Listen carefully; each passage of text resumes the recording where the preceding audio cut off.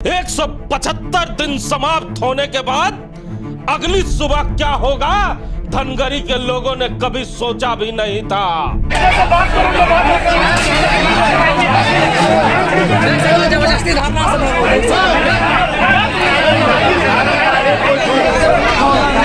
बाजा सब तोड़ दिया इन लोग।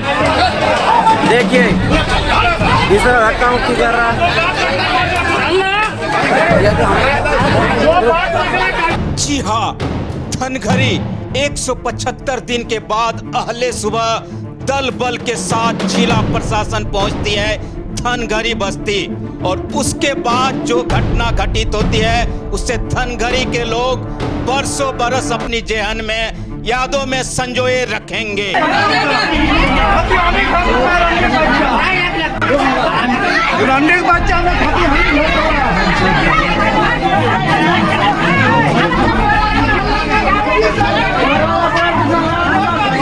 सुबह की पौ फटने से पहले ही जिला प्रशासन पूरे अपने टीम के साथ धनगरी पहुंचती है, जिसमें दंडाधिकारी भी होते हैं, जिला के उपायुक्त भी होते हैं और भारी संख्या में पुलिस फोर्स होती है। धनगरी के उस धरना स्थल को खाली कराने के लिए सभी लोग पहुंचते हैं। एक साइड इधर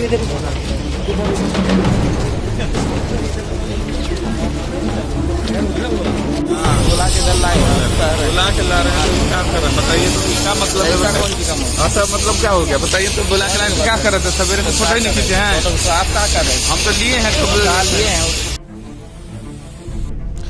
जी हाँ, अब आप समझ ही गए होंगे कि आखिर हम कौन सी तस्वीर आपको दिखाना चाह रहे हैं।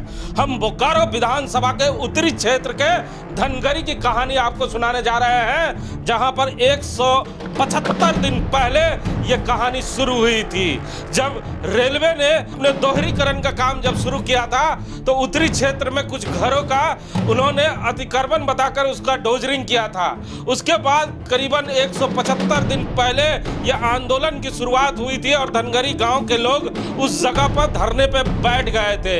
उसके बाद सिलसिला शुरू होता है, नेताओं का आना शुरू होता है, जाना शुरू होता है और कई सारे आश्वासनों का दौर शुरू होता है। धनगरी के लोग लगभग 175 दिन से उस जगह पे इस आस में बैठे हुए थे कि हमारा कोई रहनुमा आएगा और हमें इस दुख से निजात दिलाएगा।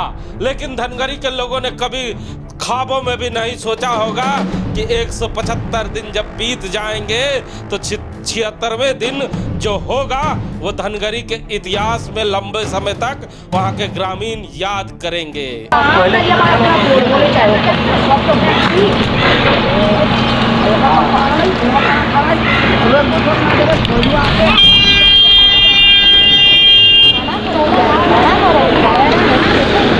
सुबह 4 बजे ही जिला प्रशासन के लोग अपने दल बल के साथ धनगरी पहुंचते हैं और तमाम लोगों को समझाने का प्रयास करते हैं। लोग समझते हैं लेकिन कुछ लोग उसी में उग्र हो जाते हैं। उसके बाद जिला प्रशासन को हल्का बल का प्रयोग करना पड़ता है, रबर गोलियां भी चलानी पड़ती है, जो स्थानीय लोग कह रहे हैं। हम इसकी पुष्टि नहीं कर रहे हैं क्योंकि जिला प्रशासन ने इसकी पुष्टि नहीं की है। सबसे पहले आपको हम एसडीओ साहब के बयान को सुनाते हैं, क्या कुछ उन्होंने कहा है।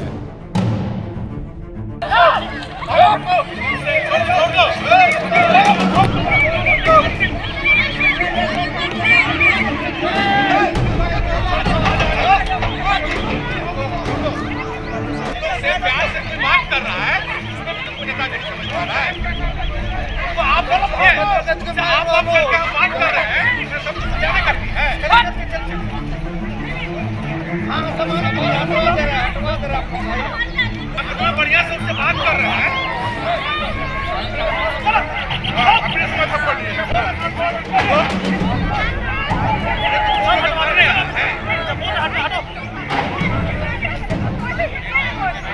10:30 बार बोला है।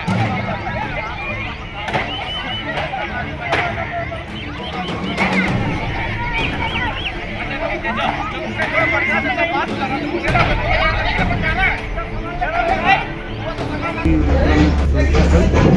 मजिस्ट्रेट डिप्लॉय किया और सबका पूरा काम चल रहा है, एकदम शांतिपूर्वक काम चल रहा है। बीच में थोड़ा सा नोक हुआ प्रशासन और लोगों के बीच। कितने लोग घायल हैं सर?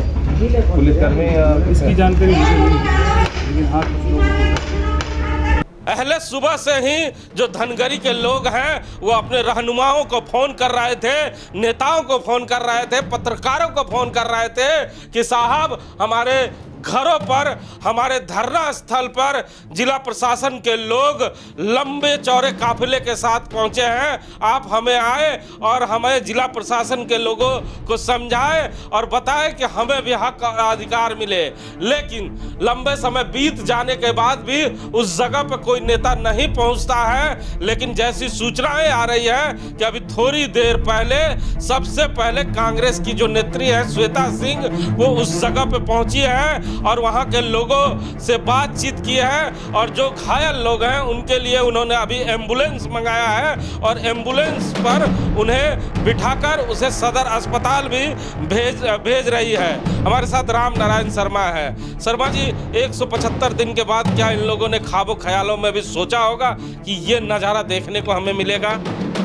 जी हिमांशु जी, जैसा कि घटना आप देख रहे हैं, धनगरी के लोगों को शायद ही ख्वाबों में ये सपना कभी नहीं आया होगा कि 175 दिन हम धरना स्थल पर बैठे हुए हैं। उस समय जिला प्रशासन का एक भी व्यक्ति हमें पूछने नहीं आता है, लेकिन जब 176 दिन की सूर्योदय भी नहीं होता है, जिला प्रशासन दल बल के साथ आता है और धरनार्थियों को आवेदन करता है कि आप लोग हट जाइए, यहाँ पर रेलवे का काम होगा। और उसके बाद जो घटना घटित हुई है वह सबके सामने है। लोग कह रहे हैं कि लाठीचार्ज भी हो गया है, गोली भी, रबड़ की गोली भी चली है, लेकिन एसडीओ साहब का साफ साफ कहना है कि हमने हल्का बल प्रयोग किया है और उसके बाद लोगों को समझाते हुए लोगों ने भी कोऑपरेट किया है। और हम चाहते हैं कि यहाँ पर जो काम केंद्र सरकार का है वो बाधित न हो और हम काम कराने के लिए यहाँ आए हैं। ये लोग हमारे हैं, हम चाहेंगे कि इनको समझा बुझा कर काम किया जाए। लेकिन आज जो घटना घटी है बेहद ही लोगों की नज़र में चिंतनीय है कि लोग इस तरह कहाँ जाए, अचानक से जिला प्रशासन आ धमकता है। तो जब ये दौर शुरू हुआ था, आपको भी याद होगा, लंबे चौड़े टेंट बाजा लगाकर कई नेताओं को फूल माला पहनाया गया था और नेताओं ने कहा था कि साहब हम माटी के बेटे हैं, हम माटी के लोगों को यहाँ से हटने नहीं देंगे। तो कहाँ चले गए माटी के बेटे लोग? जी हिमांशु जी, उन्हीं माटी के बेटों के जो आस थी उसी इंतजार में तो ये लोग लंबे समय से धरना पर बैठे थे कि कोई आए ना आए, हमारे बच्चे हमें इस तरह घर से बेघर नहीं होने देंगे, हमें इस तरह सड़क पर नहीं आने देंगे। लेकिन आज न माटी की रक्षा के लिए खुद उनके बेटे नजर नहीं आ रहे हैं। हिमांशु जी, धनगरी में सोच लीजिए, जिनकी उम्मीदों के सहारे ये लोग यहाँ खड़े थे, आज वो उम्मीद भी टूट गया उनका। लंबे समय के बाद इस तरह की तस्वीर बोकारो स्टील सिटी में देखने को मिली है। मुझे याद है कि 9 में मैंने अड्डा क्वारी में जब इस तरह के अतिक्रमण हटाओ कार्यक्रम चला था, जिसमें लाठियाँ चली थी, गोलियाँ चली थी और कई उसको मैंने कवर किया था नज़दीक से, उस दौर को मैंने देखा था। आज लंबे समय के बाद उत्तरी क्षेत्र में इस तरह का कोई आंदोलन देखने को मिला जिसे हटाने के लिए इतना बल प्रयोग करने का जरूरत पड़ा। जी, आप स्थिति का अनुमान इसी से लगा सकते हैं कि खुद उपायुक्त एसपी साहब को घटनास्थल पर पहुंचना पड़ा और उन्हें मोर्चा संभालना पड़ा, जिसके बाद लोगों को हटाया जा सका। हिमांशु जी, और ये जो लंबे समय के बाद बोकारो में एक बार फिर लोग और जिला प्रशासन के बीच जो कहा जाता है कि आपस में मतभेद धीरे धीरे बढ़ा और आज जिला प्रशासन को सख्ती का रवैया अपनाना पड़ा ताकि धनगरी के उस क्षेत्र को साफ किया जा सके जहां से रेलवे का दोहरीकरण का लाइन जा सके। लेकिन लोगों का भी साफ साफ कहना कि हमारे पास कागजात हैं, जिला प्रशासन एक बार बैठ कर बात कर लिया होता तो ये नौबत नहीं आती। ये ग्रामीणों का क्या लगता है आपको कि अब राजनीति शुरू होगी?